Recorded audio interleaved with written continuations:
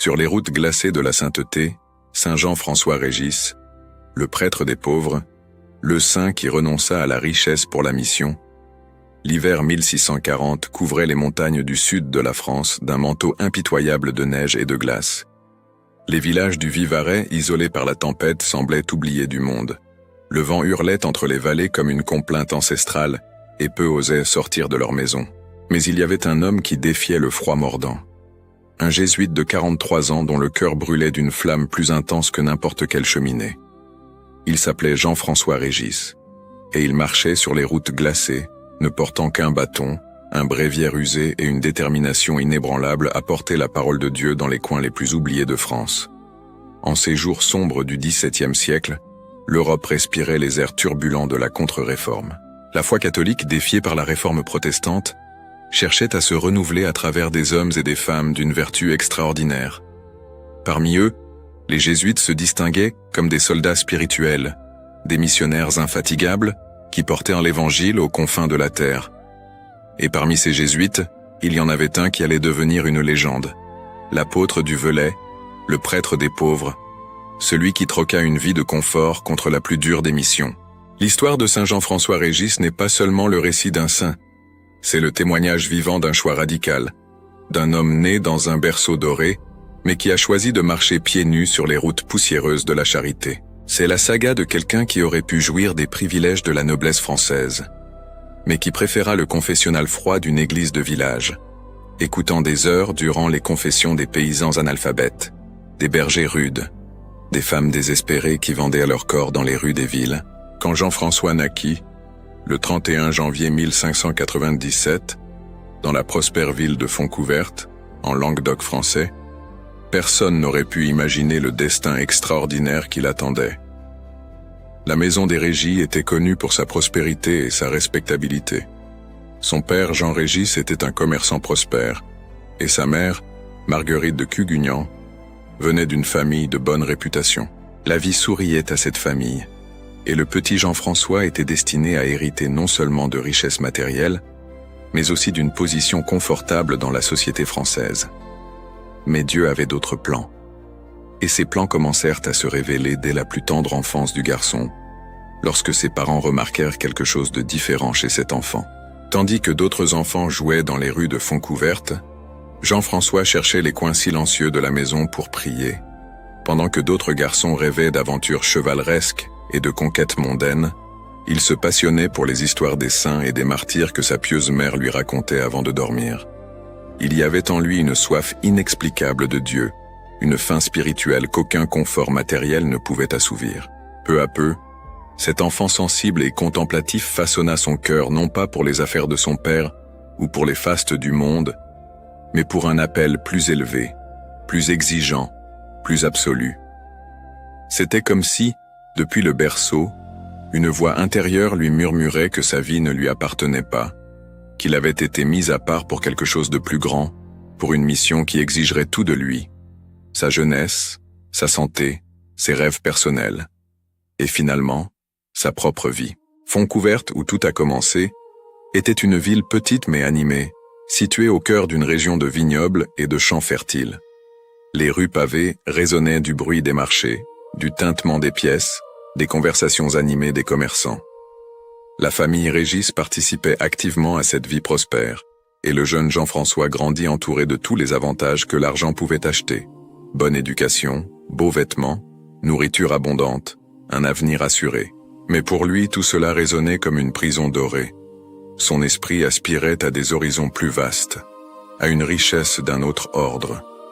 Quand il regardait les pauvres qui mendiaient au coin des rues, quand il voyait les malades abandonnés, quand il entendait parler des villages reculés où les gens vivaient sans prêtre, sans sacrement, sans espoir, son cœur se serrait. Une compassion ardente s'emparait de son être, mêlée à une sainte indignation contre l'injustice et l'abandon. La France de cette époque était un pays de contrastes violents. La cour royale à Paris vivait dans une splendeur presque obscène, tandis que les paysans des provinces mouraient de faim. Les guerres de religion avaient laissé des cicatrices profondes dans l'âme nationale. Catholiques et protestants se haïssaient avec une intensité qui tachait de sang les rues des villes. Les hérésies se répandaient, comme de la mauvaise herbe en sol fertile. L'immoralité sévissait dans toutes les classes sociales. C'était une époque qui réclamait des prophètes, des saints, des hommes et des femmes prêts à tout sacrifier pour racheter la dignité de la foi et l'espoir du peuple. Et Jean-François, ce garçon calme et pieux, était en train d'être forgé par Dieu pour être l'un de ses prophètes. Il ne le savait pas encore, mais sa vie deviendrait un phare de lumière au milieu des ténèbres. Un témoignage vivant qu'il est possible de vivre l'Évangile de manière radicale même en temps de crise. Son voyage le mènerait des rues confortables de Fontcouverte jusqu'aux montagnes glacées du Velay, des salons parfumés de la noblesse jusqu'aux huttes fétides des lépreux, des rêves d'une jeunesse privilégiée jusqu'à la réalité brutale d'une mort prématurée causée par l'excès de travail et l'exposition au froid. Mais avant qu'il n'atteigne cette fin glorieuse, il y aurait un long chemin à parcourir, rempli de choix difficiles, d'épreuves douloureuses, de renoncements qui lui arracheraient des larmes. Il y aurait des nuits de tentation, où le démon lui murmurerait à l'oreille qu'il gaspillait sa vie, qu'il pourrait être riche et respecté, qu'il n'avait pas besoin de se sacrifier autant. Il y aurait des jours de découragement, où le froid pénétrerait jusqu'à ses os, et où il se demanderait si cela valait vraiment la peine de continuer. Il y aurait des moments de solitude profonde, où même ses frères jésuites ne le comprendraient pas pleinement. Mais il y aurait aussi et surtout des moments de grâce ineffable, où le ciel s'ouvrirait, et où il sentirait la présence de Dieu si vivement qu'aucun doute ne pourrait subsister. Il y aurait des conversions miraculeuses, des pécheurs endurcis qui se prosterneraient à ses pieds pour demander pardon. Il y aurait des guérisons inexplicables, comme cette occasion légendaire où sa propre jambe cassée se rétablit instantanément après une prière fervente. Il y aurait des foules qui l'acclameraient comme un saint de son vivant, pressentant en lui quelque chose de divin, quelque chose qui transcendait le purement humain. L'histoire de Saint Jean-François Régis est donc l'histoire d'une passion. Non pas la passion romantique des troubadours ou la passion violente des révolutionnaires, mais la passion dans son sens le plus profond et chrétien, un souffrir avec, un pâtir pour, un se donner complètement par amour. C'est l'histoire d'un homme qui a compris, avec une clarté que peu atteignent, que la vie n'est pas faite pour être gardée comme un trésor précieux, mais pour être dépensée, gaspillée, répandue comme un parfum aux pieds de celui qui nous a aimés le premier. C'est l'histoire d'un cœur qui battait plus vite non pas pour les gloires du monde, mais pour le salut des âmes, spécialement des plus abandonnés et méprisés. En parcourant ensemble ce voyage, depuis le berceau doré de Fontcouverte jusqu'au lit de mort à la Louvesque, nous découvrirons non seulement les faits historiques d'une vie extraordinaire, mais aussi les battements d'un cœur transformé par la grâce. Nous verrons comment un jeune aristocrate s'est transformé en prêtre des pauvres, comment un homme qui avait tout a choisi de n'avoir rien, comment quelqu'un qui aurait pu vivre de nombreuses années dans le confort a préféré mourir jeune, épuisé par la mission. Et peut-être dans ce processus, serons-nous nous-mêmes mis au défi d'examiner nos propres vies, nos propres choix, nos propres trésors que nous gardons avec tant de soin, mais qui, en fin de compte, ne sont que poussière que le vent emportera. Les premières années de Jean-François à Fontcouverte furent marquées par une piété qui intriguait tout son entourage. Ce n'était pas une religiosité artificielle ou forcée, mais quelque chose qui jaillissait naturellement de son être, comme l'eau d'une source cristalline. Sa mère, Marguerite, femme de foi profonde, reconnaissait dans ce fils un don spécial de Dieu et cultivait avec soin les graines de sainteté qui germaient en lui.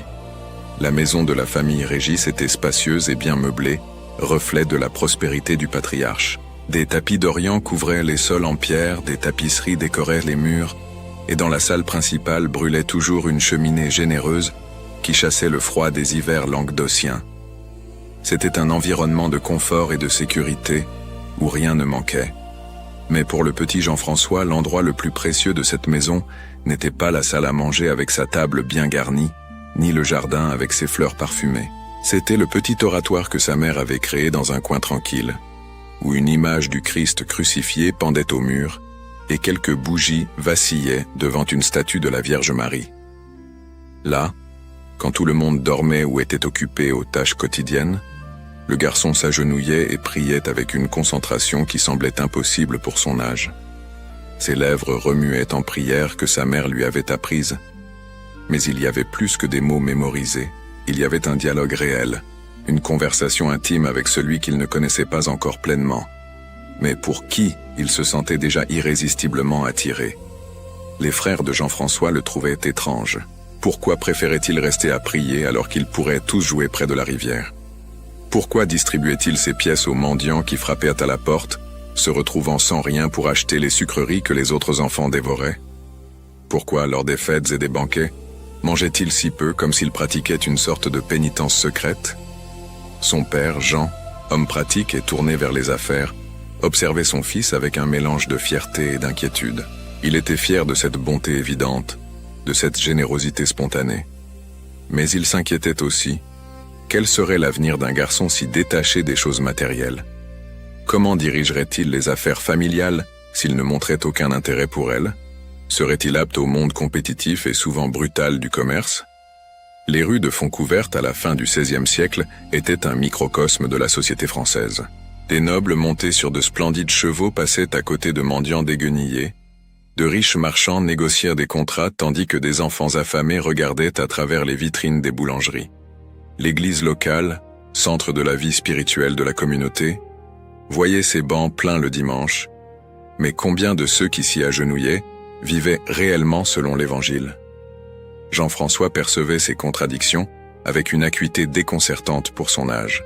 Il voyait les riches qui entraient à l'église en arborant leurs bijoux et leurs vêtements coûteux, mais qui en sortaient sans donner un sou aux pauvres qui imploraient à la porte. Il voyait les pieux qui priaient avec ferveur pendant la messe, mais qui durant la semaine exploitèrent leurs employés et trompèrent dans les affaires. Il voyait, enfin, l'immense distance entre ce que les gens professaient et ce qu'ils vivaient réellement. Et cela le blessait profondément, non pas avec l'indignation moralisatrice de celui qui se juge supérieur, mais avec la tristesse authentique de celui qui aime et voit ceux qu'il aime se perdre. Très tôt, une question martelait son cœur. Comment était-il possible que le monde soit si plein d'injustice et de souffrance, si Dieu existait et était bon? Et aussitôt venait une autre question, plus troublante encore. Que pouvait-il, lui, Jean-François, y faire? Quand il avait environ 8 ans, un épisode se produisit qui marquerait profondément sa conscience. Un hiver particulièrement rigoureux s'abattit sur le Languedoc, apportant une neige abondante et des températures glaciales. Les récoltes avaient été mauvaises cette année-là, et de nombreuses familles souffrirent de la faim. Un jour, en revenant de ses prières à l'église, Jean-François fut confronté à une scène qu'il n'oublierait jamais. Allongé dans la neige, contre le mur de l'église, se trouvait un homme âgé. Ses haillons ne le protégeaient pas du froid, et sa peau avait la pâleur bleutée de celui qui est sur le point de succomber à l'hypothermie. Les gens passèrent près de lui, pressés, détournant les yeux, trop occupés par leurs propres problèmes pour se soucier de ce mendiant moribond. Le petit Jean-François s'arrêta, le cœur douloureusement serré. Sans réfléchir à 2 fois, il enleva son propre manteau, une pièce coûteuse de laine fine que sa mère avait fait faire spécialement pour lui, et en couvrit le vieil homme. Puis, il courut jusqu'à la maison et revint avec du pain et du vin chaud. Quand sa mère découvrit ce qui s'était passé, elle ne le gronda pas. Au contraire, elle le serra dans ses bras en pleurant, reconnaissant dans ce geste la main de Dieu façonnant un cœur selon son propre cœur. Son père, bien que moins démonstratif, acquiesça aussi en silence. Le vieil homme survécut ce jour-là et raconta à tous qu'il avait été sauvé par un ange sous les traits d'un garçon. Les années d'enfance passèrent ainsi, Jean-François grandissant non seulement en taille, mais surtout en grâce et en sagesse. À 12 ans, il fut envoyé étudier au collège des Jésuites de Béziers, où son intelligence brillante se révéla pleinement. Mais ce n'était pas seulement sa capacité intellectuelle qui impressionnait les professeurs. C'était principalement sa vie de prière, la pureté de ses mœurs, sa charité sans limite. À Béziers, loin de la protection du foyer paternel, Jean-François fit face à ses premières véritables épreuves. Les autres étudiants, dont beaucoup étaient un fils de noble, se moquaient de sa piété excessive, le traitant de bigot et essayant de l'entraîner dans des jeux et des divertissements qu'il jugeait inappropriés. Mais il resta ferme, non pas avec arrogance ou faux puritanisme, mais avec une douceur sereine qui finit par conquérir même les plus moqueurs. Il y avait un professeur jésuite à Béziers, le père Mathieu, qui observait Jean-François avec une attention particulière. Il reconnaissait chez ce jeune homme les signes sans équivoque d'une vocation religieuse. Et plus que cela, d'une vocation missionnaire. Il voyait en lui le même feu qui brûlait dans le cœur de François Xavier, qui avait porté l'Évangile jusqu'aux confins de l'Asie. Il voyait la même détermination inébranlable d'Ignace de Loyola, fondateur de la Compagnie de Jésus. Et il priait avec ferveur pour que ce jeune homme talentueux ne se laisse pas séduire par les offres du monde. Un jour, après la messe matinale, le père Mathieu appela Jean-François pour une conversation privée. Le soleil du matin entrait par les fenêtres du collège, et les sons lointains de la ville qui s'éveillaient leur parvenaient comme un murmure. « Jean-François » commença le prêtre, sa voix douce mais pénétrante. « As-tu déjà pensé à ce que Dieu attend de toi? À quel est ton chemin ?» Le jeune homme, qui avait alors 15 ans, resta silencieux un moment. Ses yeux bruns, profonds et sérieux au-delà de son âge, rencontrèrent ceux du prêtre. « J'y pense tous les jours, mon père, » répondit-il enfin. « Et je ressens un appel de plus en plus clair. Mais j'ai aussi peur. » Peur de quoi? Peur de ne pas être digne, peur d'échouer, peur de décevoir Dieu et mes parents. Mon père attend que je reprenne les affaires familiales. Comment puis-je l'abandonner? Comment puis-je quitter ma mère? Et pourtant, comment puis-je ignorer cette voix qui ne me laisse pas en paix, qui me dit que j'ai été fait pour quelque chose de plus?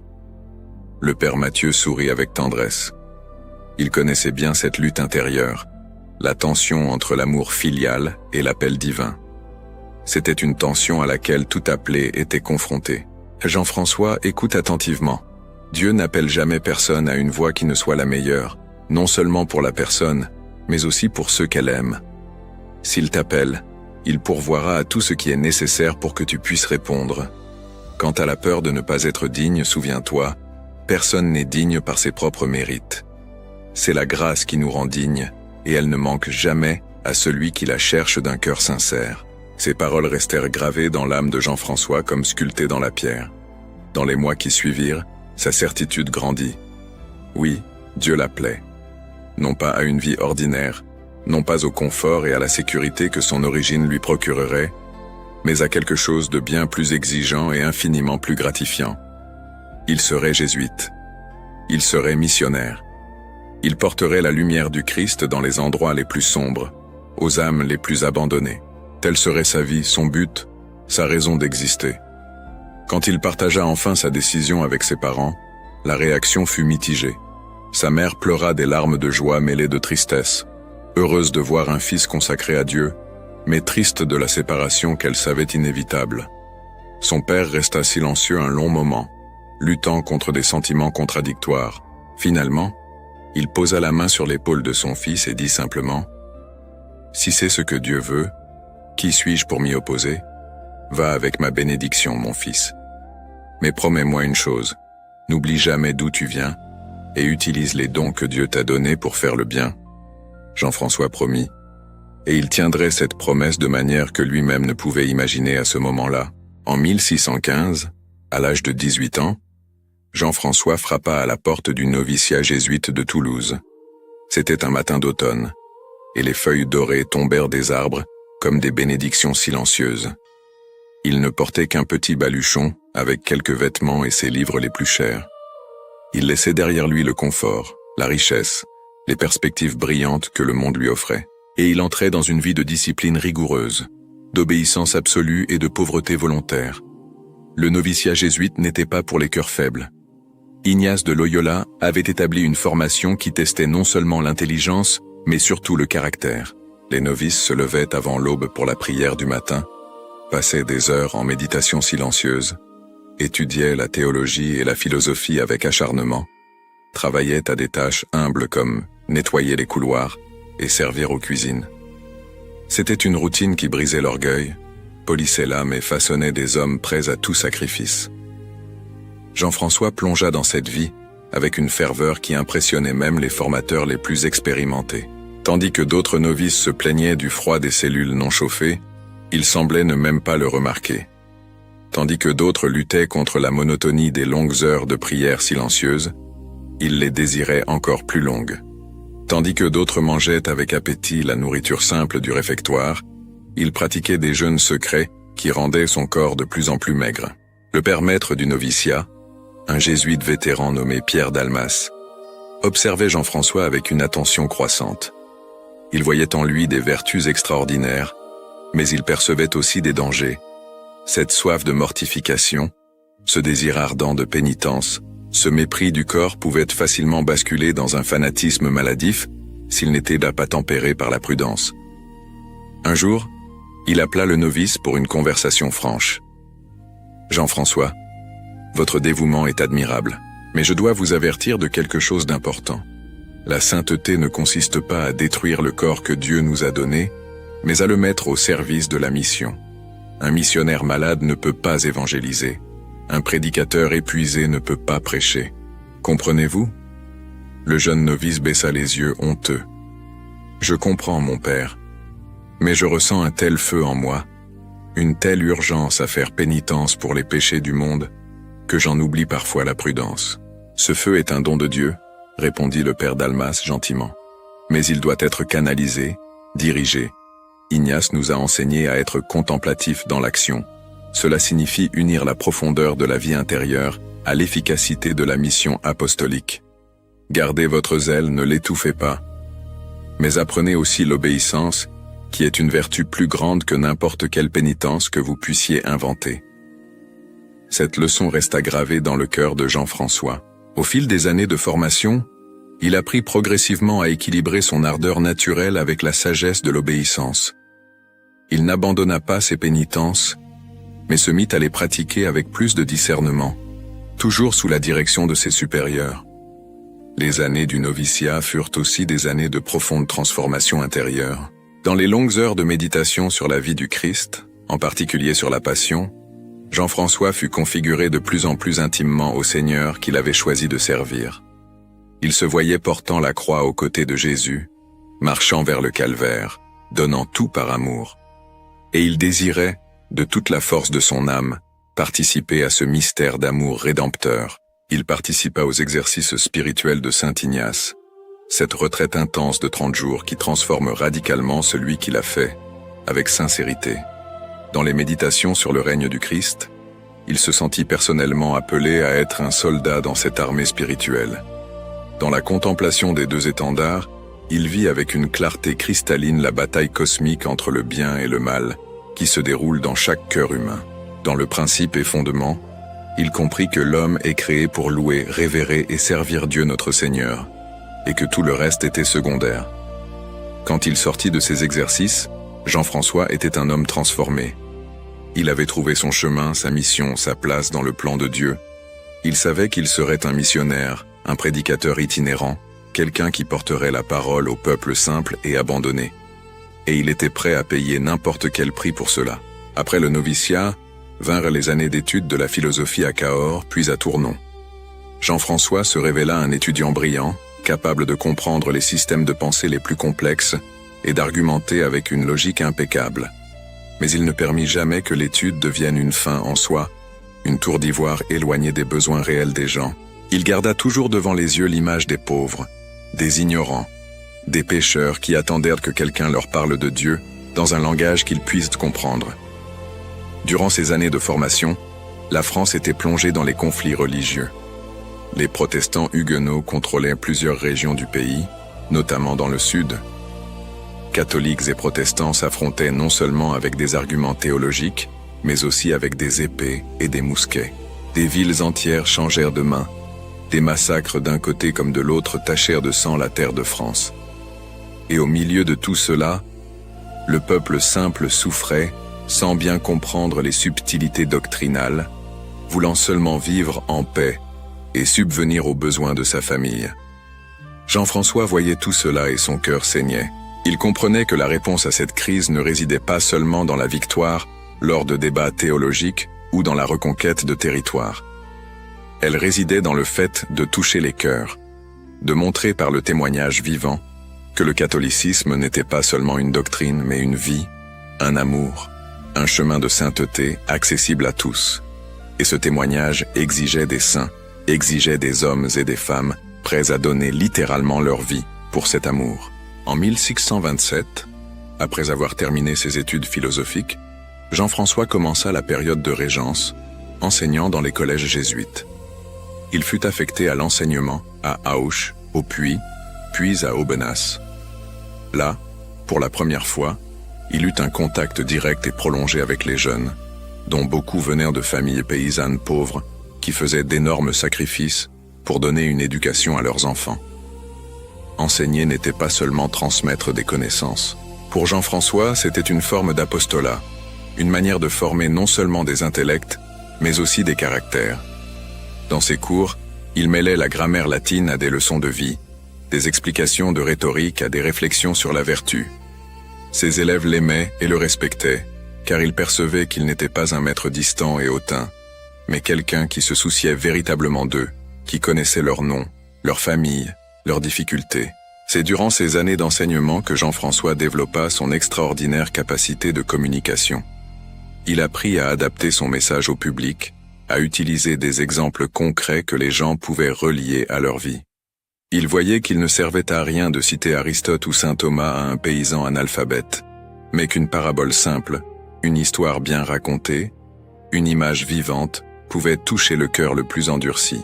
Pendant les vacances, lorsque les collèges fermaient, Jean-François en profitait pour faire de petites missions dans les villages environnants. Il parcourait des lieux à pied, ne portant que son bréviaire et une croix de bois. Il rassemblait les gens dans l'église ou sur la place centrale, et prêchait avec une passion qui laissait tout le monde fasciné. Il n'utilisait pas de mots difficiles ou d'arguments compliqués. Il parlait de l'amour de Dieu, du pardon des péchés, de l'espérance de la vie éternelle. Et les gens pleuraient, se convertissaient, changeaient de vie. Mais Jean-François savait que ces expériences n'étaient qu'un entraînement, une préparation. Le vrai travail était encore à venir. En 1628, il commença ses études de théologie à Toulouse. Et en 1630, le 15 mai, il reçut l'ordination sacerdotale. Il avait 33 ans, l'âge auquel le Christ était mort. Et il sentait que sa vraie vie, sa mission ne faisait que commencer. La première messe d'un prêtre est toujours un moment émouvant, mais pour Jean-François, ce fut aussi une expérience mystique profonde. Lorsqu'il prononça les paroles de la consécration et vit le pain se transformer en corps du Christ, lorsqu'il éleva le calice contenant le sang du Seigneur, il se sentit saisi par une grâce si intense qu'il pouvait à peine retenir ses larmes. Là se trouvait le mystère des mystères, le centre de toute la foi catholique, la présence réelle du Christ qu'il pouvait désormais rendre présent par ses mains consacrées. Ses parents, déjà âgés, vinrent de Fontcouverte pour assister à l'ordination. Ils virent le Fils qu'ils avaient élevé, maintenant transformé en un autre Christ, en médiateur entre le ciel et la terre. Et bien qu'ils ressentissent la douleur de la séparation définitive, car ils savaient qu'ils ne reviendraient jamais à la maison pour y rester, ils ressentaient aussi une immense fierté et une profonde gratitude envers Dieu d'avoir choisi leur fils pour une si haute vocation. Après l'ordination, comme il était coutume dans la compagnie de Jésus, Jean-François fit sa 3e année de probation, une période finale de formation spirituelle intensive avant d'être envoyé définitivement au travail apostolique. Ce fut un temps de prière profonde, de renouvellement des vœux, de préparation finale à la mission, et quand cette année se termina, en 1631, les supérieurs le désignèrent pour son premier poste officiel. Il serait professeur de rhétorique au collège du Puy-en-Velay. Mais Dieu avait des plans différents, ou plutôt, il avait des plans plus grands qui se révéleraient progressivement. Le Puy-en-Velay serait bien sa destination, mais pas en tant que professeur. Ce serait le point de départ de l'une des missions les plus extraordinaires de l'histoire de la Compagnie de Jésus en France. Le Puy-en-Velay, situé au cœur de la région montagneuse du Velay, dans le sud de la France, était une ville au contraste saisissant. Sa cathédrale majestueuse, dédiée à Notre-Dame, dominait le paysage urbain, et il y avait là une ancienne tradition de pèlerinage marial. Mais derrière la façade religieuse, la réalité était sombre. La population rurale environnante vivait dans des conditions misérables. De nombreux villages n'avaient pas vu de prêtre depuis des années. L'ignorance religieuse était généralisée, mêlée à des superstitions païennes. L'immoralité sévissait, notamment dans les grandes villes où la prostitution était ouverte et effrénée. Quand Jean-François Régis arriva au Puy-en-Velay en 1632, il comprit immédiatement que là se trouvait son véritable champ de mission. Ce ne seraient pas les cours de rhétorique pour étudiants privilégiés, mais l'évangélisation des plus pauvres et des plus abandonnés. Il alla trouver son supérieur et lui demanda la permission de se consacrer aux missions itinérantes. Le supérieur, reconnaissant le zèle extraordinaire de ce jeune prêtre, lui accorda la permission à une condition, qu'il se consacre aux villages reculés pendant l'hiver et aux villes pendant l'été. Ainsi commença la phase la plus intense et la plus fructueuse de la vie de saint Jean-François Régis. Pendant 10 ans, de 1632 à 1642, il allait devenir une légende vivante dans le Velay et les régions environnantes du Vivarais et du Forez. Sa méthode était simple mais redoutablement efficace. Il arrivait dans un village, souvent après avoir marché des lieues sur des routes boueuses ou des sentiers enneigés. Il cherchait l'église locale, généralement petite et mal entretenue. Il sonnait la cloche pour rassembler les gens, et il commençait à prêcher. Ses prédications n'étaient pas des sermons académiques truffés de latin et de citations des pères de l'Église. C'étaient des récits vivants, dramatiques, pleins d'émotions.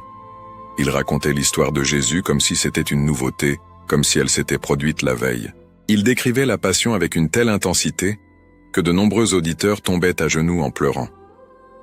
Il parlait de l'amour de Dieu avec une telle conviction que les cœurs les plus endurcis étaient émus. Et il offrait, toujours, le pardon des péchés à travers le sacrement de la confession. Le confessionnal devint le centre de son ministère. Il passait des heures, parfois des jours entiers, à écouter les confessions. Des paysans rudes qui ne s'étaient pas confessés depuis des décennies venaient à lui en balbutiant leurs péchés. Des femmes honteuses de leur vie de prostitution trouvaient en lui non pas le jugement, mais la miséricorde. Des hommes qui avaient commis des crimes terribles découvraient qu'il y avait un espoir de pardon. Et tous sortaient transformés de cette rencontre.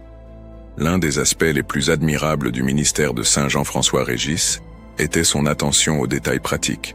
Il ne se contentait pas de prêcher et de confesser. Il voyait les besoins matériels des gens et cherchait à les aider. Quand il découvrit que de nombreuses femmes se prostituaient non par vice mais par nécessité économique, il fonda au Puy-en-Velay une maison d'accueil et de réinsertion. Là, ces femmes trouvaient un abri, apprenaient un métier et recevaient un soutien pour reconstruire leur vie. C'était une initiative révolutionnaire pour l'époque. Une reconnaissance que la charité chrétienne doit être intégrale, prenant soin autant de l'âme que du corps. Ces voyages à l'intérieur des terres étaient de véritables épopées de résistance physique et de détermination spirituelle. Les hivers dans le Velay étaient rudes. La neige couvrait les montagnes sur des mètres de profondeur et les températures chutaient bien en dessous de zéro. Les routes, quand elles existaient, devenaient impraticables. Mais c'était précisément en hiver que Jean-François intensifiait son travail, car il savait que c'était à ce moment-là que les villages étaient les plus isolés et les plus nécessiteux d'assistance spirituelle. Une fois, en plein janvier, il partit visiter une série de villages dans le Vivarais. La neige tombait sans arrêt, et le vent hurlait comme un animal furieux. Ses compagnons jésuites tentèrent de l'en dissuader, arguant que c'était un suicide de sortir dans ces conditions. Mais il sourit avec cette sérénité que tant de gens remarquèrent chez lui et dit simplement « Les âmes ne peuvent pas attendre. Si je crains le froid plus que j'aime les âmes, alors à quoi sers-je en tant que missionnaire ?» Il partit seul, marchant dans la neige qui lui arrivait aux genoux. Le soir, lorsqu'on le trouva près d'un village, il était épuisé et tremblant de froid, mais il refusa de se reposer. Il sonna la cloche de l'église, et miraculeusement, les gens commencèrent à arriver, défiant la tempête pour écouter ce prêtre qui était venu jusqu'à eux au milieu de la pire tempête de neige depuis des années. Il prêcha d'une voix rauque mais ferme. Il confessa toute la nuit. Et le lendemain, avant que quiconque ne se réveille, il était déjà parti pour le village suivant.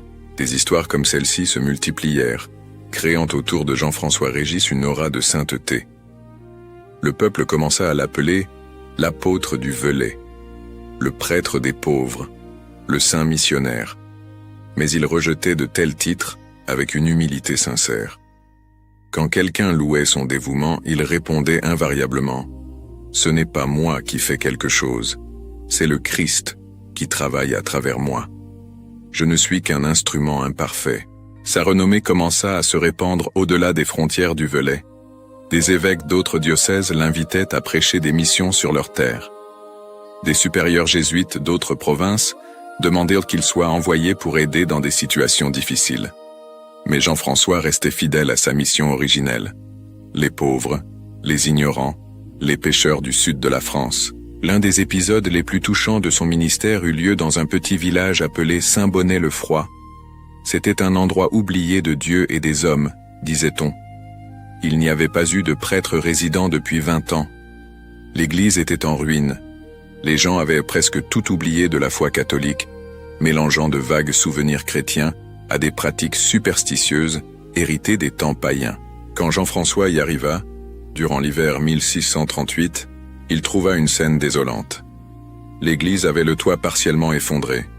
L'autel était couvert de poussière et de toiles d'araignée. Il n'y avait pas d'image sacrée, car toutes avaient été volées ou détruites. La cloche elle-même avait été vendue des années auparavant pour acheter de la nourriture pendant une période de famine. Le prêtre regarda autour de lui et son cœur se remplit d'une sainte indignation mêlée d'une profonde compassion. Il rassembla les hommes du village et dit « Nous allons reconstruire la maison de Dieu. » Il monta lui-même sur les poutres, planta des clous, porta des pierres. Il travailla côte à côte avec les paysans, ses mains délicates d'étudiant bientôt couvertes d'ampoules et de callosités. Le soir, il prêchait sur la dignité du travail, sur la façon dont chaque coup de marteau était une prière, chaque pierre posée un acte d'amour. Il fallut un mois pour reconstruire l'église. Quand elle fut enfin prête, simple mais digne, il y célébra la première messe depuis 2 décennies. Tout le village était présent, même les plus indifférents. Et quand Jean-François éleva l'hostie consacrée dans cette église fraîchement restaurée, beaucoup jurèrent plus tard avoir vu une lumière surnaturelle l'envelopper, comme si le ciel lui-même souriait à cet endroit oublié qui redevenait enfin la maison de Dieu. Mais ce n'étaient pas seulement les pauvres des campagnes qui recevaient son attention. Pendant les étés, comme il en avait convenu avec ses supérieurs, Jean-François se rendait dans les grandes villes, Montpellier, Viviers, Privas, Valence. Là, il faisait face à des défis différents. La prostitution dans les villes était une affaire organisée, contrôlée par des proxénètes cruels qui n'hésitaient pas à user de violence pour conserver leur propriété. Il y avait aussi le problème des duels, une pratique illégale mais largement tolérée au sein de la noblesse, qui laissait des veuves et des orphelins à cause de futiles questions d'honneur. Jean-François prêchait contre ces pratiques avec un courage qui frisait la témérité. Il dénonçait publiquement les proxénètes.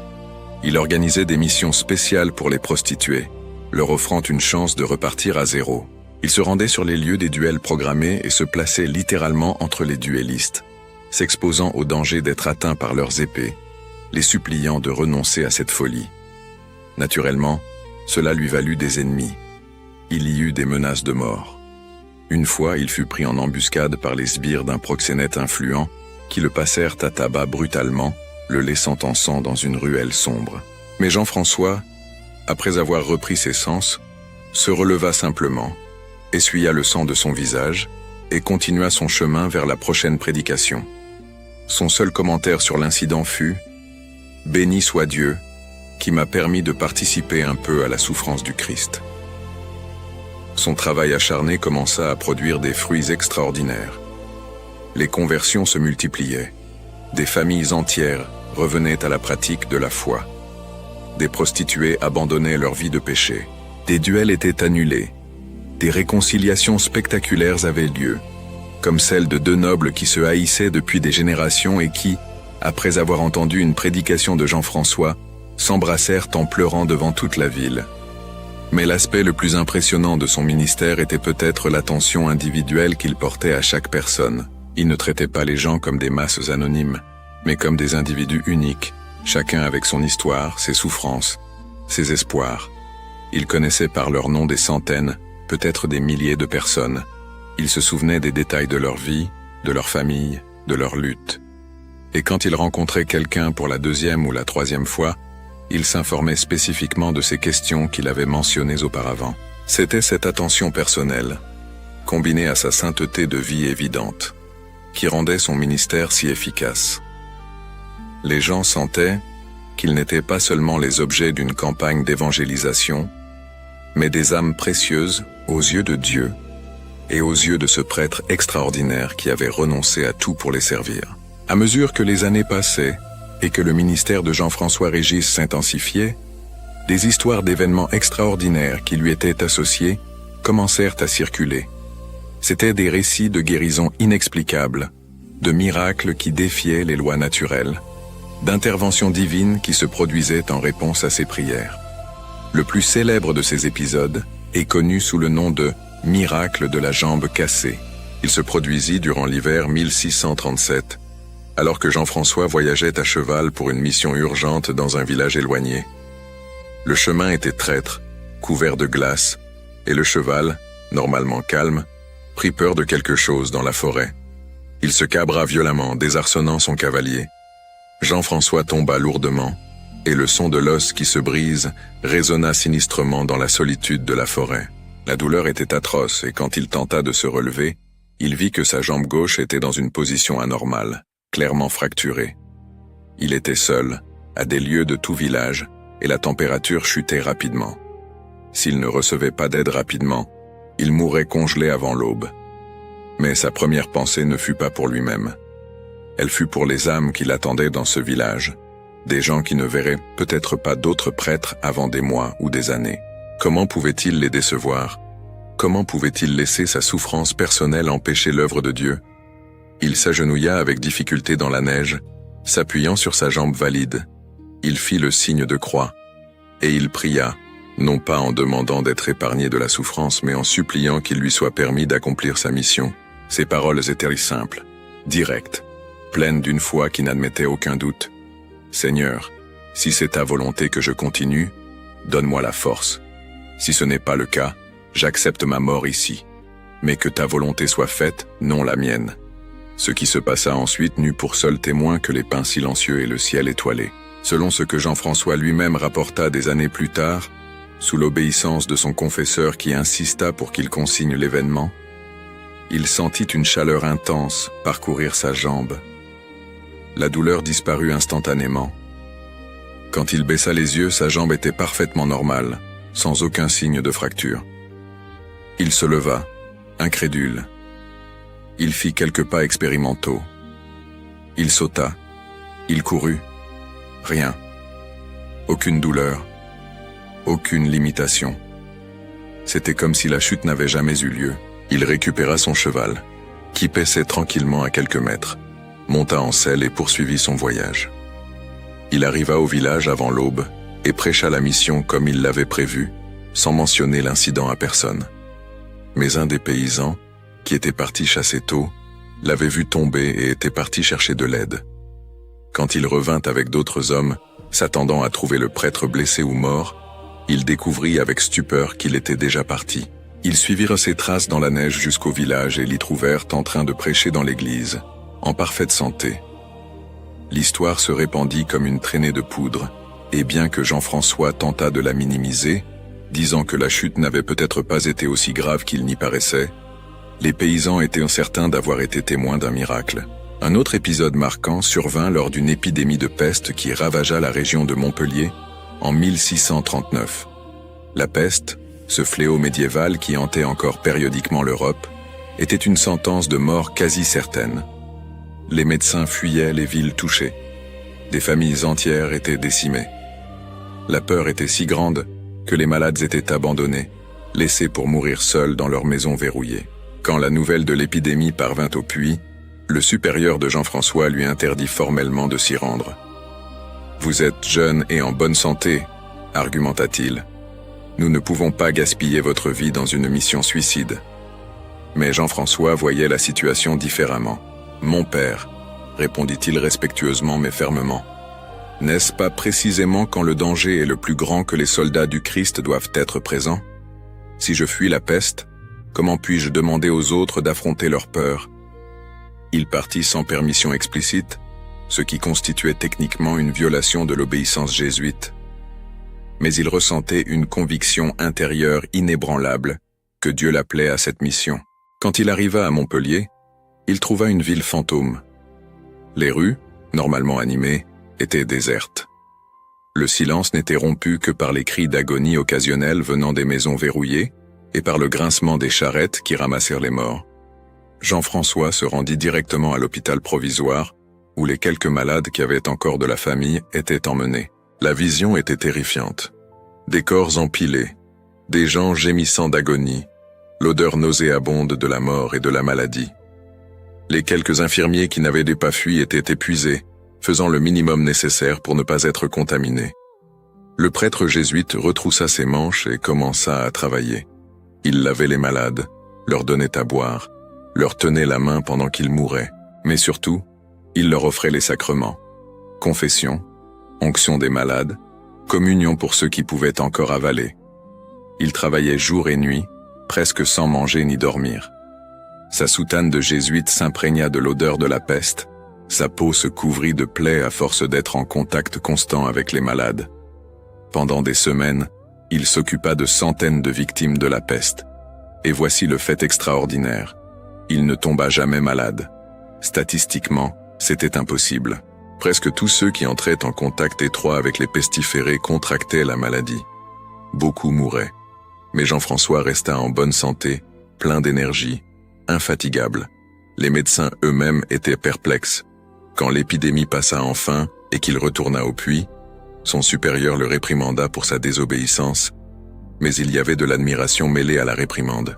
« Vous avez été imprudent, dit le supérieur, mais Dieu protège les imprudents qu'il aime. » Jean-François accepta la réprimande avec humilité, mais lorsqu'on le pressa d'expliquer comment il avait survécu indemne, il répondit simplement « Quand nous faisons la volonté de Dieu, il prend soin de nous. Je n'ai pas plus d'explications que cela. » Il y avait aussi des histoires de multiplication de pain. Dans un village particulièrement pauvre pendant un hiver de famine, Jean-François fut informé qu'il n'y avait pas assez de pain pour nourrir toutes les familles.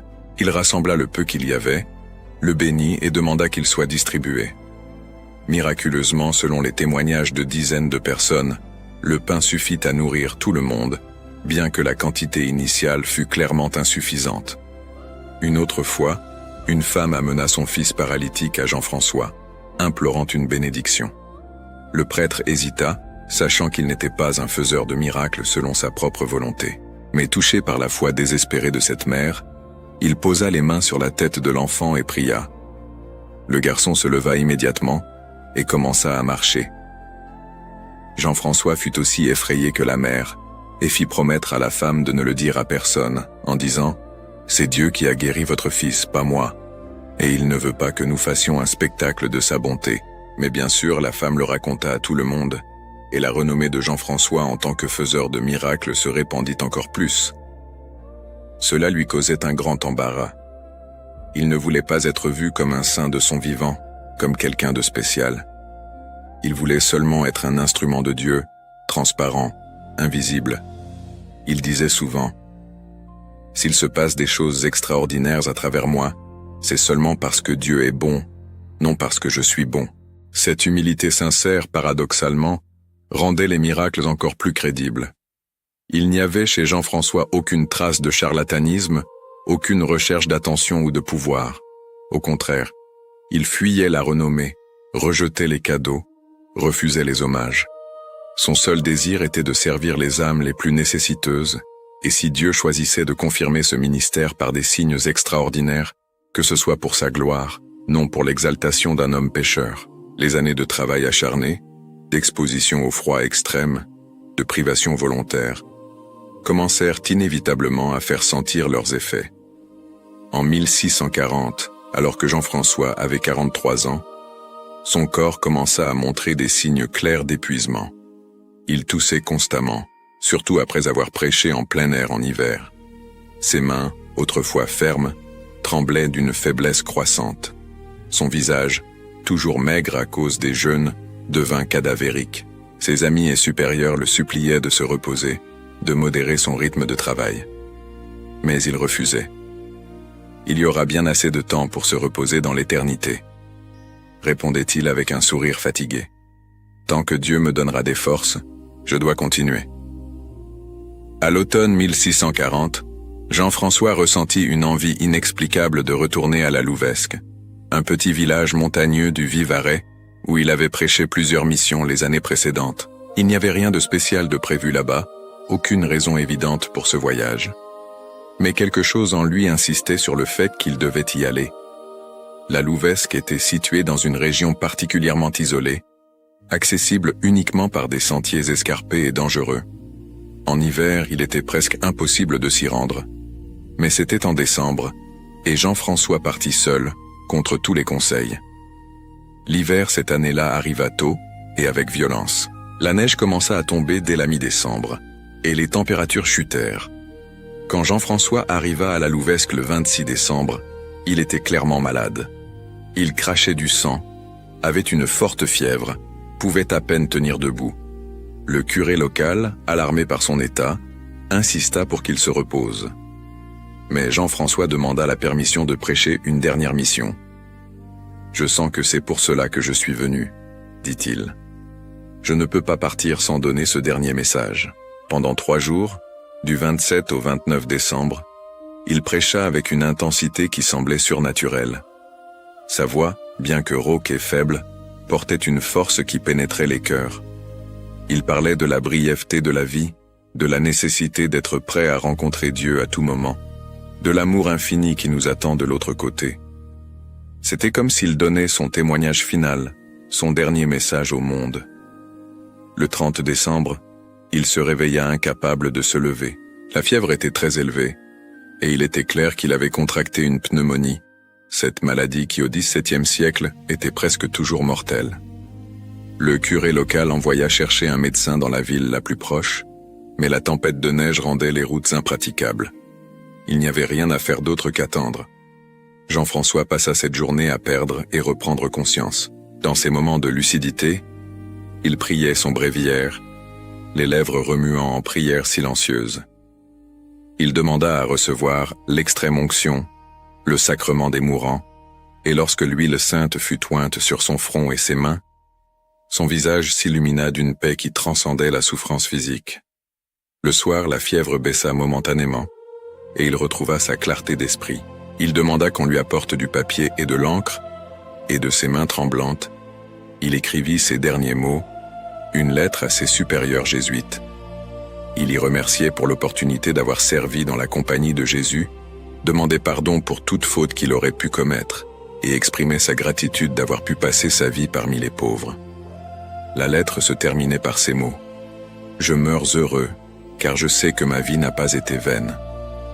Les âmes que j'ai servies sont maintenant avec Dieu, et je vais les rejoindre.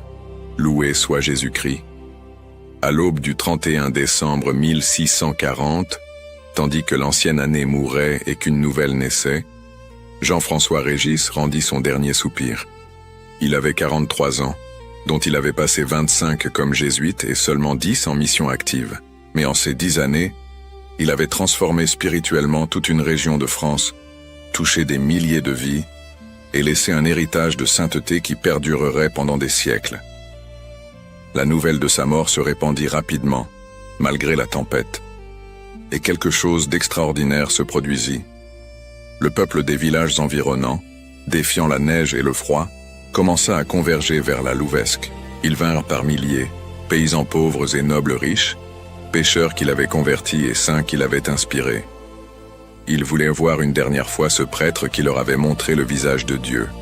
Son corps fut placé dans la petite église de la Louvesque, et pendant 3 jours, une procession continue de personnes passa devant lui, pleurant, priant, touchant ses vêtements comme s'il s'agissait de reliques.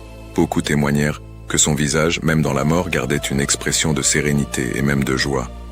D'autres jurèrent avoir senti un parfum suave émaner de son corps, bien que ce fût en plein hiver et qu'il n'y eût pas de fleurs aux alentours. Les funérailles furent une célébration de la vie plus qu'une lamentation sur la mort. Le prêtre qui présida la messe funèbre dit dans son homélie « Nous ne pleurons pas pour lui, mais pour nous-mêmes, car nous avons perdu un ami, un guide, un saint. Mais il est là où il a toujours voulu être, avec Dieu, intercédant pour nous. Et son œuvre continue, car il a planté des graines qui porteront du fruit pendant des générations. » Jean-François Régis fut enterré dans cette petite église de la Louvesque. C'était la fin d'une vie terrestre, mais le début de quelque chose d'encore plus grand. Sa tombe allait devenir l'un des lieux de pèlerinage les plus importants de France, visité par des millions de personnes au fil des siècles. Et son histoire inspirerait d'innombrables missionnaires, prêtres et laïcs à suivre son exemple de don total à Dieu et aux plus nécessiteux. La mort de Jean-François Régis aurait pu être la fin de l'histoire, mais comme c'est le cas pour tous les vrais saints, ce ne fut que le début. Immédiatement après son décès, les miracles attribués à son intercession commencèrent à se multiplier. Des malades qui priaient devant sa tombe rapportèrent des guérisons inexplicables. Des pécheurs endurcis ressentaient des conversions soudaines en visitant la Louvesque. Des personnes dans des situations désespérées trouvaient des solutions inattendues après avoir demandé l'aide du Père Régis, comme il l'appelait affectueusement. La Compagnie de Jésus, toujours prudente face à de telles manifestations populaires de dévotion, entama une enquête minutieuse sur la vie et les miracles de Jean-François Régis. Ils recueillirent les témoignages de centaines de personnes qu'il avait connues personnellement. Ils examinèrent les archives historiques, les lettres qu'il avait écrites, les journaux où il notait ses expériences missionnaires. Et tout confirmait ce que le peuple savait déjà, que ce jésuite avait été un homme d'une vertu héroïque, un véritable saint. Le processus de béatification fut officiellement lancé en 1660, 20 ans seulement après sa mort. Selon les normes de l'Église catholique, c'était une rapidité remarquable. Normalement, de tels processus prennent des siècles. Mais les preuves de la sainteté de Régis étaient si écrasantes, les miracles qui lui étaient attribués si nombreux et si bien documentés, qu'il n'y avait aucun moyen de retarder la reconnaissance officielle. En 1716, 76 ans après sa mort, le pape Clément XI le déclara bienheureux. La cérémonie à Rome fut un événement grandiose, avec des représentants de toute la France présents. Mais la véritable célébration eut lieu à la Louvesque, où des milliers de pèlerins se rassemblèrent pour honorer celui qu'ils considéraient déjà comme un saint depuis des décennies. La canonisation survint 21 ans plus tard, en 1737, sous le pape Clément XII. Saint Jean-François Régis fut officiellement reconnu comme saint par l'Église universelle. Sa fête fut fixée au 16 juin, et il fut déclaré patron des jésuites travaillant dans les missions rurales, des prostituées cherchant la conversion et des travailleurs sociaux. L'influence de Saint Jean-François Régis s'étendit bien au-delà des frontières de la France. Sa biographie fut traduite en des dizaines de langues. Des églises, des écoles, des hôpitaux et des institutions caritatives furent fondées sous son invocation sur tous les continents. Les missionnaires jésuites qui partaient pour des terres lointaines emportaient avec eux des images du saint, demandant son intercession et s'inspirant de son exemple. Au XIXe siècle, lorsque la Compagnie de Jésus fut restaurée après sa suppression temporaire, Saint Jean-François Régis devint un modèle particulièrement pertinent. Les jésuites qui revenaient dans un monde transformé par la Révolution française et les guerres napoléoniennes voyaient en lui un exemple de la manière d'adapter le ministère aux besoins urgents du peuple, en particulier des plus pauvres et des plus marginalisés. Sainte Jeanne d'Arc, patronne de la France, aurait dit avoir visité la tombe de Saint Jean-François Régis avant de commencer sa mission. Bien que cela soit chronologiquement impossible, car Jeanne vécut 2 siècles avant Régis, la légende illustre bien la place que le saint occupait dans l'imaginaire populaire français. Un intercesseur puissant, un protecteur spécial de la nation, quelqu'un vers qui l'on pouvait se tourner dans les moments de plus grand besoin.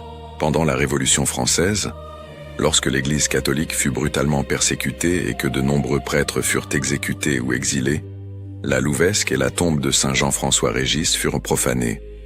Les révolutionnaires envahirent l'Église, détruisirent les images, tentèrent de même de brûler les reliques du saint. Mais miraculeusement, quelques fidèles réussirent à cacher les ossements principaux, qui furent préservés et cachés pendant toute l'ère de la terreur.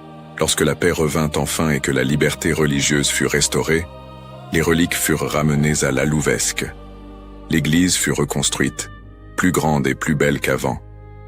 Et les pèlerins revinrent, en nombre encore plus important. C'était comme si la persécution n'avait fait qu'intensifier la dévotion populaire envers le saint. Au XXe siècle, avec ses guerres mondiales et ses révolutions technologiques, Saint Jean-François Régis resta pertinent. Pendant la Première Guerre mondiale, les soldats français emportèrent ces médailles dans les tranchées. Des histoires de protection miraculeuse circulaient, de soldats qui devaient leur vie à l'intercession du saint. Pendant la Seconde Guerre mondiale, des membres de la résistance française le priaient avant des missions dangereuses. Mais l'héritage le plus important de Saint Jean-François-Régis ne réside peut-être pas dans les miracles spectaculaires ou la dévotion populaire, mais dans l'exemple concret de la manière de vivre l'Évangile de façon radicale dans le monde réel. Il a montré qu'il est possible de renoncer à la richesse sans devenir amer, de servir les pauvres sans condescendance, d'être saint sans être distant. Sa maison d'accueil pour prostituées au Puy-en-Velay est devenue un modèle pour d'innombrables institutions similaires à travers le monde. Sa méthode de missions itinérantes a influencé des générations de prédicateurs populaires.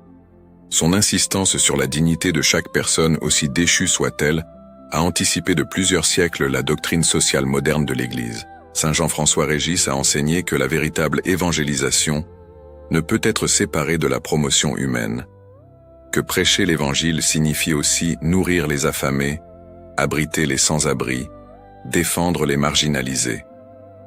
Il a vécu ce que le pape François, des siècles plus tard, appellerait l'option préférentielle pour les pauvres. Sa vie est aussi un témoignage éloquent contre le matérialisme qui domine encore aujourd'hui notre société. Dans un monde obsédé par l'accumulation de richesses, il a choisi la pauvreté. Dans une culture qui valorise le confort par-dessus tout, il a volontairement embrassé l'austérité. À une époque qui mesure le succès en termes de pouvoir et de prestige, il a cherché à servir les plus méprisés. Et le plus remarquable, il était heureux. Non pas du bonheur superficiel de l'hédonisme, mais de la joie profonde de celui qui a trouvé le vrai sens de la vie. Ses contemporains témoignaient unanimement que, malgré toutes les privations et souffrances, Jean-François-Régis était une personne radieuse, pleine de paix intérieure et de sérénité. Son visage, disait-il, était toujours illuminé d'un sourire, même dans les moments les plus difficiles. Cette joie dans le sacrifice est peut-être l'aspect le plus contre-culturel de sa sainteté. Notre époque associe le bonheur au plaisir, le succès à l'accumulation, l'épanouissement à la satisfaction des désirs. Saint Jean-François-Régis inversait toutes ces équations. Il trouvait du plaisir à servir, le succès à donner, l'épanouissement à se vider de soi-même. Au fil des siècles, d'innombrables légendes et traditions se sont développées autour de Saint Jean-François-Régis. Certaines ont un fondement historique solide, d'autres sont des embellissements pieux, mais toutes révèlent comment le saint a capturé l'imagination populaire et est resté vivant dans la mémoire collective. L'une des traditions les plus anciennes est celle de la pluie de Saint-Régis. On dit que lorsqu'il y a une sécheresse prolongée, les gens prient le saint pour demander la pluie, et leurs prières sont souvent exaucées. L'origine de cette tradition pourrait être liée au fait que beaucoup de ces missions se déroulaient dans des régions agricoles, où ils comprenaient l'angoisse des paysans qui voyaient leurs récoltes mourir par manque d'eau. Des témoins ont rapporté que parfois, après ces prédications et prières publiques pendant les périodes de sécheresse, la pluie finissait par arriver. Il y a aussi la légende du chemin de Saint-Régis. On dit que les nuits d'hiver, surtout près de la date de sa mort le 31 décembre, les marcheurs solitaires dans les montagnes du Vivarais voient parfois une silhouette lumineuse marchant sur les anciens sentiers que le saint parcourait. La silhouette disparaît lorsque quelqu'un s'approche mais laisse un sentiment de paix et de sécurité. Beaucoup de ceux qui affirment avoir eu cette expérience disent qu'ils étaient perdus ou en danger, et que la vision mystérieuse les a guidés vers un lieu sûr.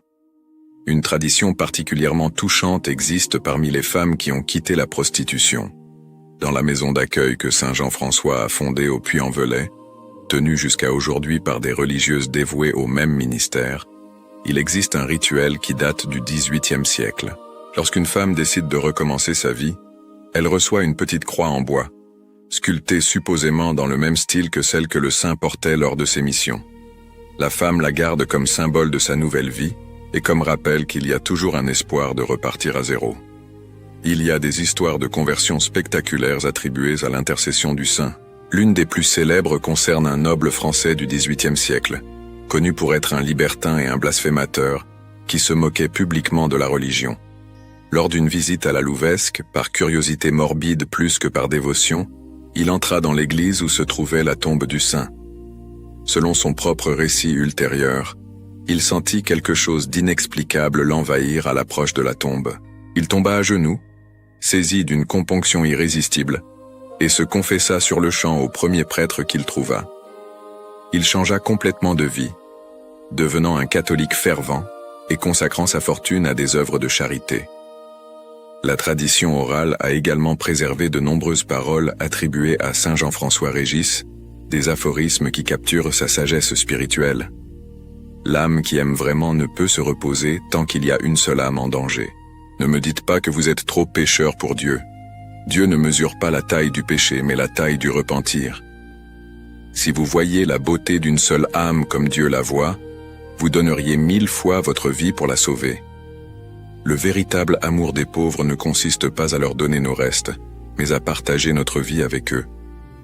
Ce n'est pas le manque de force qui nous empêche de servir Dieu, mais le manque d'amour. Certaines de ces paroles sont documentées dans des lettres et des témoignages historiques. D'autres ont été transmises oralement et ont pu être embellies au fil du temps. Mais toutes reflètent authentiquement l'esprit du saint. Dans la liturgie populaire, en particulier dans les régions où il a travaillé, des prières spécifiques demandant son intercession se sont développées. L'une des plus anciennes et des plus belles est la suivante. Saint Jean-François Régis, qui avait renoncé à la richesse pour servir les pauvres, enseignez-nous la vraie valeur des choses. Vous qui avez marché sur des montagnes glacées pour porter la parole aux oubliés, donnez-nous votre courage et votre zèle. Vous qui avez passé des heures au confessionnal à réconcilier les pécheurs avec Dieu, intercédez pour nous qui avons tant besoin de pardon. Vous qui êtes morts jeunes mais avez vécu intensément, aidez-nous à ne pas gaspiller notre vie. Priez Dieu pour nous, qui ne veut qu'aucune âme ne se perde, et obtenez-nous la grâce de vous rejoindre un jour au ciel. Amen. La Louvesque est devenue un important centre de pèlerinage, comparé par certains à Lourdes à plus petite échelle. La basilique construite sur la tombe du saint est un chef-d'œuvre de l'architecture religieuse. Mais ce qui attire vraiment les pèlerins, ce ne sont pas les pierres, mais le sentiment de présence spirituelle que beaucoup rapportent y ressentir. Des ex-voto couvrent les murs latéraux, témoignages de grâce reçues, des béquilles laissées par ceux qui ont été guéris, des photos de soldats revenus vivants des guerres, des certificats de mariage de couples qui se sont réconciliés, des diplômes de jeunes qui ont réussi à terminer leurs études. Dans la région du Velay, s'est développée une tradition particulière appelée les pas de Saint-Régis. Il s'agit d'un itinéraire de pèlerinage qui relie plusieurs des villages où il a prêché des missions.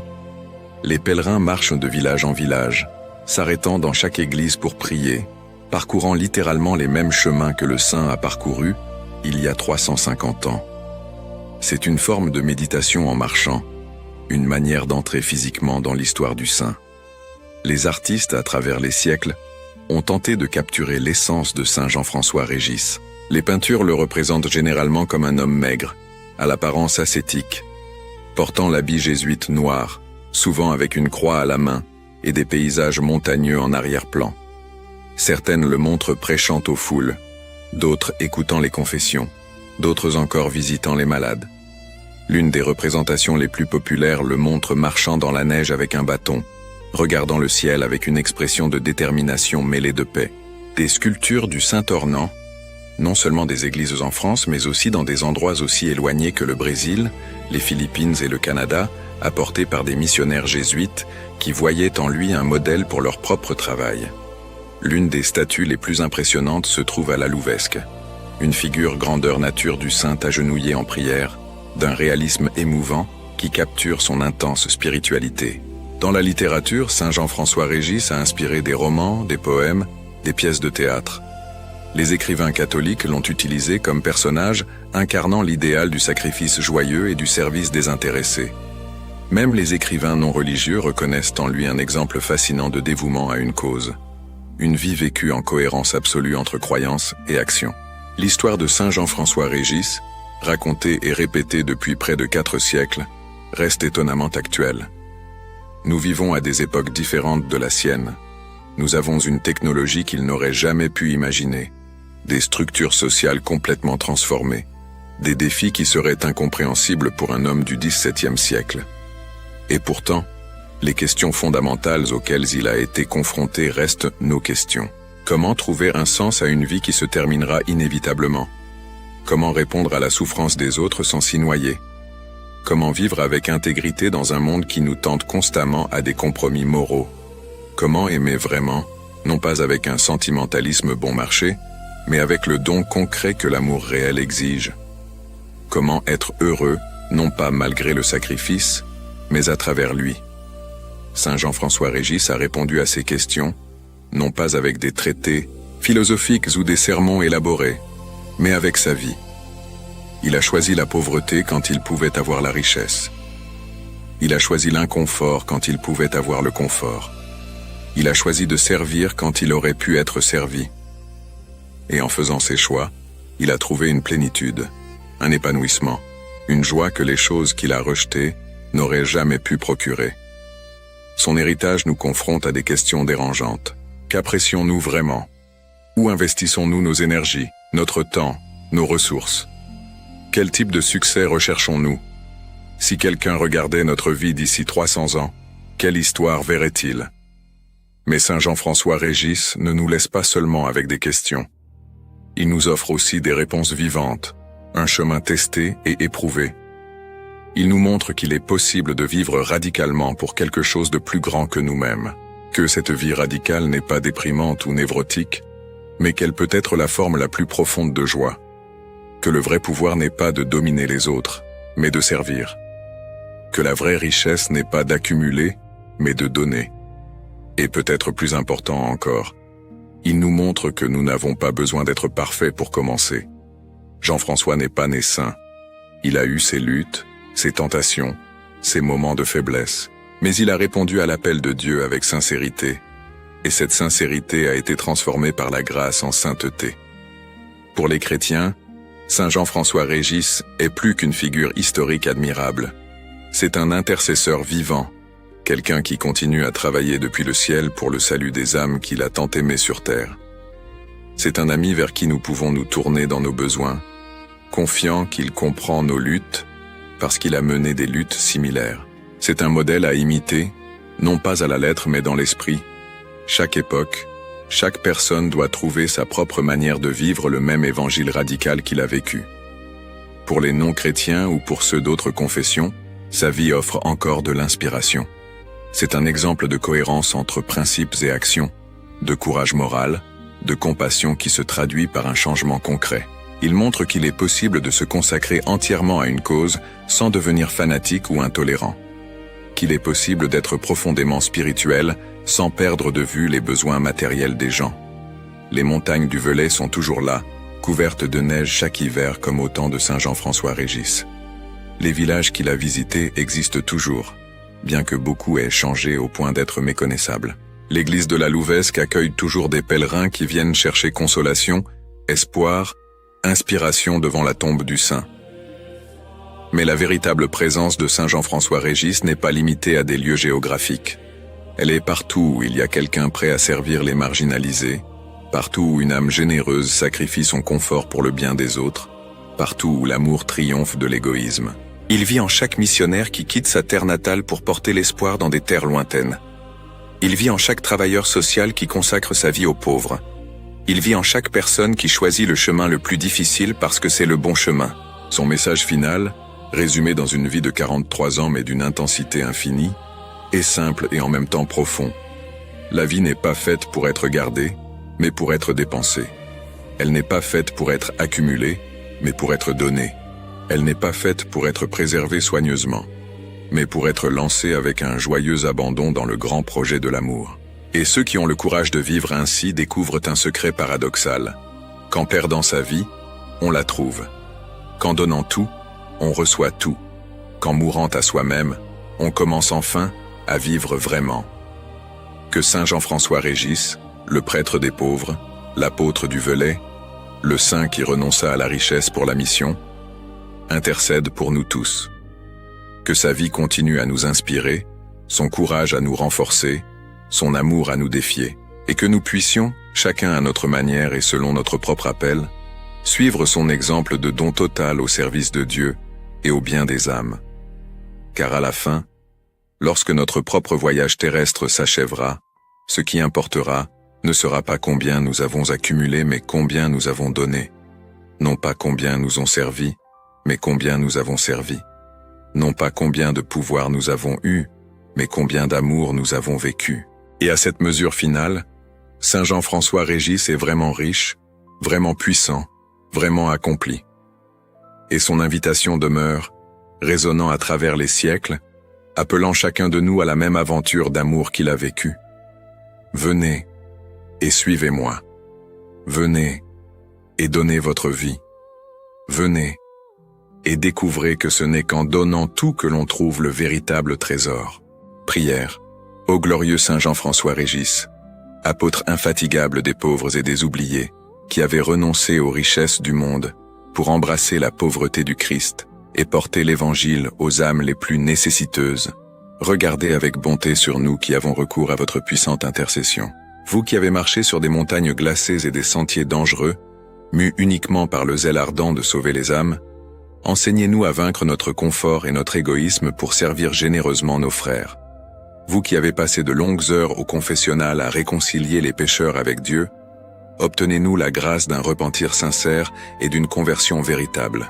Vous qui avez accueilli avec tendresse les femmes déchues et les marginalisés de la société, aidez-nous à ne jamais juger ni mépriser ceux qui errent, mais à les aimer avec la miséricorde du Christ. Vous qui êtes morts jeunes, consumés par le feu de l'amour divin et les fatigues de la mission, enseignez-nous à ne pas gaspiller notre vie en choses vaines, mais à la dépenser généreusement au service de Dieu et du prochain. Intercédez pour nous auprès du Père Céleste. Obtenez-nous les grâces dont nous avons tant besoin, en particulier la grâce de vivre authentiquement notre foi, le courage d'affronter les difficultés du chemin et la persévérance pour ne jamais renoncer à faire le bien. Protégez les missions et les missionnaires qui portent l'Évangile aux confins de la terre. Bénissez les prêtres qui se consacrent au ministère de la confession et de la prédication. Fortifiez tous ceux qui travaillent à la conversion des pécheurs et à la promotion des pauvres. Saint Jean-François Régis, prêtre des pauvres et modèle de charité héroïque, priez pour nous maintenant et à l'heure de notre mort, afin qu'un jour nous puissions vous rejoindre dans la gloire éternelle, où nous louerons à jamais Dieu qui vous a fait saint et nous a aimés d'un amour infini. Amen. Ma prière. Ô Seigneur notre Dieu, avec une gratitude élevée, nous élevons nos cœurs pour te remercier pour le don de la vie et pour le privilège de porter ton amour à travers les histoires qui nous inspirent et nous transforment.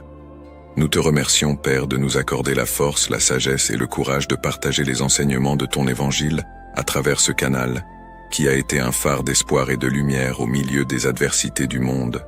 Seigneur, nous reconnaissons que chaque vie est un don précieux, et nous sommes reconnaissants pour chaque instant qui nous est accordé pour témoigner et propager ta parole. Que chaque histoire racontée, chaque message de foi et chaque enseignement divin atteignent les cœurs assoiffés d'amour, de vérité et de réconciliation. Nous te remercions pour l'inspiration qui nous guide, pour les bénédictions qui se multiplient, et pour l'opportunité de contribuer à la diffusion du christianisme, en apportant la lumière de ton amour à ceux qui cherchent direction et consolation.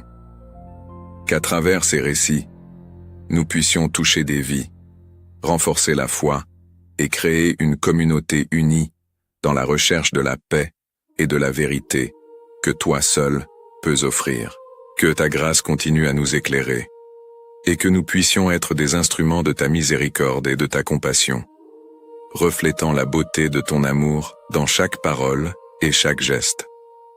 Au nom de Jésus, notre Sauveur, nous te remercions de nous permettre de participer à cette mission sacrée. Amen. Et ainsi se termine l'extraordinaire voyage de Saint Jean-François Régis, le jeune homme né dans un berceau doré, mais qui a choisi de marcher pieds nus sur les routes glacées de la charité.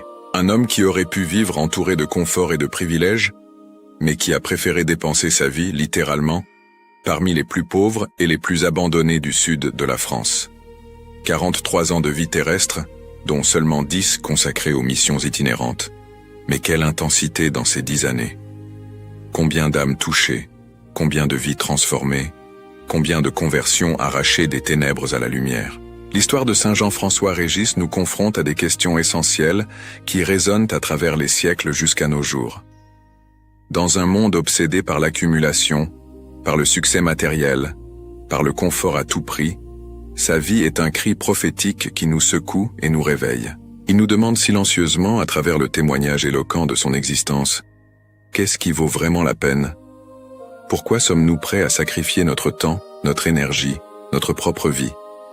Saint Jean-François n'était pas un saint distant, inaccessible, perdu dans des extases mystiques en haut d'une tour d'ivoire. C'était un saint de boue et de sueur, de routes poussiéreuses et de mains calleuses. Un saint qui a ressenti le froid, la faim, la fatigue. Un saint qui a saigné quand il est tombé, qui a pleuré devant la souffrance d'autrui, qui a lutté contre les tentations et le découragement. En d'autres termes, ce fut un saint humain, profondément humain, et c'est précisément pourquoi sa sainteté est si inspirante et interpellante. Il nous montre que nous n'avons pas besoin de circonstances extraordinaires pour vivre de manière extraordinaire.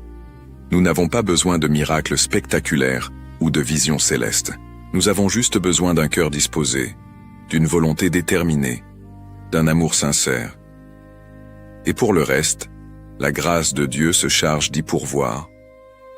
Le message de Saint Jean-François Régis résonne avec une force particulière à notre époque d'individualisme exacerbé et d'indifférence généralisée.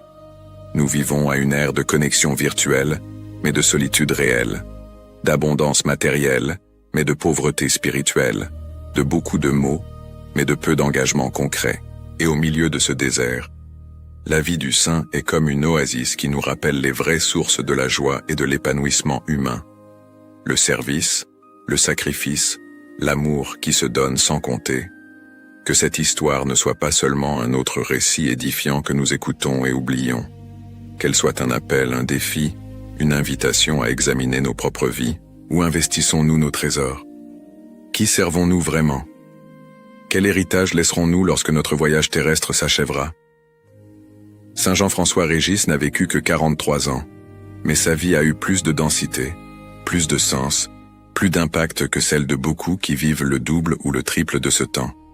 Parce que ce qui compte, ce n'est pas le nombre d'années, mais la qualité de l'amour avec lequel nous les vivons. Ce n'est pas combien de temps nous avons, mais ce que nous faisons de ce temps précieux qui nous est donné. Sa tombe à la Louvesque continue de recevoir des pèlerins près de 4 siècles après sa mort. Pourquoi? Parce que les gens reconnaissent en lui quelque chose dont ils ont profondément soif. L'authenticité, le courage, l'amour véritable. Ils reconnaissent quelqu'un qui a vraiment vécu ce qu'il prêchait, qui a payé le prix de ses convictions, qui n'a pas eu peur d'aller jusqu'au bout. Et c'est peut-être la leçon la plus puissante de sa vie, que cela en vaut la peine. Que tout donner en vaut la peine. Que dépenser sa vie pour les autres en vaut la peine. Que renoncer au superflu pour embrasser l'essentiel en vaut la peine. Il est la preuve vivante, ou plutôt éternellement vivante, que le chemin de l'Évangile, aussi étroit et difficile soit-il, est le seul qui mène au vrai bonheur. Si cette histoire a touché votre cœur, si la vie de Saint Jean-François Régis a inspiré votre âme, si vous avez ressenti l'appel à vivre avec plus d'authenticité et de générosité, n'hésitez pas à vous abonner à la chaîne Histoire sacrée, la vie des saints. Ici, chaque semaine, nous vous présentons les biographies fascinantes des saints et saintes qui ont transformé le monde par leur vie extraordinaire. Chaque histoire est une leçon de foi, de courage et d'amour. Chaque récit est une invitation à grandir spirituellement et à découvrir votre propre appel à la sainteté. Partagez cette vidéo avec vos amis, votre famille, avec tous ceux qui ont besoin d'entendre ce message d'espoir et de transformation. Laissez votre like pour que l'algorithme propose cette histoire à plus de personnes qui ont besoin de connaître la vie inspirante de Saint Jean-François Régis. Votre soutien est essentiel pour que nous puissions continuer à produire du contenu de qualité sur la vie des saints. Et maintenant, une question pour réfléchir et pour que vous laissiez votre avis dans les commentaires. Si Saint Jean-François Régis vivait aujourd'hui, dans notre monde moderne, avec tous ses défis et opportunités, où pensez-vous qu'il agirait? Qui seraient les pauvres et les abandonnés qu'il chercherait à servir dans notre société actuelle? Partagez votre opinion dans les commentaires. Créons une communauté de réflexion et d'inspiration mutuelle. Ne partez pas encore. Juste au-dessus, apparaît une vidéo choisie spécialement pour vous, poursuivant ce voyage spirituel à travers la vie des saints. Chaque histoire que nous partageons est une graine d'espoir, un rayon de lumière dans les ténèbres, un appel à la transformation. Regardez-la maintenant et laissez une autre vie sainte inspirer votre chemin. Que Saint Jean-François Régis intercède pour nous tous. Que son courage nous fortifie, que sa charité nous inspire, et que son amour pour les pauvres nous incite à sortir de notre zone de confort pour servir le Christ dans nos frères les plus nécessiteux. À la prochaine vidéo. et que Dieu bénisse abondamment votre vie et votre famille.